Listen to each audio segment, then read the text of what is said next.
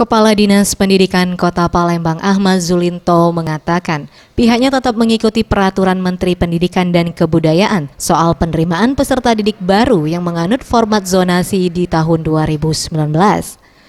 PPDP untuk tingkat SMP sudah menggunakan sistem zonasi, namun tidak bisa 100%, mengingat daya tampung dan rasionya tidak pas. Kuota zonasi ini hanya sebesar 40% saja, sedangkan 50% dilihat dari tes kompetensi. 5% untuk siswa berprestasi dan 5%-nya untuk orang tua siswa yang dipindah tugaskan. Zonasi tersebut sudah berlangsung. Radius wilayah jarak antara rumah siswa dan sekolah sudah tampil dengan valid dan sudah bisa dilihat. Saya lihat beberapa anak yang sudah mengikuti mendaftarkan diri, terlihat radiusnya sudah tampil dengan valid. Seleksi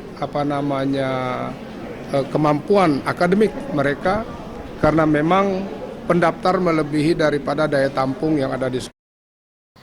Penerapan sistem zonasi tersebut akan meringankan peserta didik saat bersekolah nanti, karena para siswa diarahkan untuk memilih sekolah tempatnya menimba ilmu di wilayah yang tidak jauh dari rumahnya. Sistem ini juga sangat membantu anak-anak yang kurang mampu.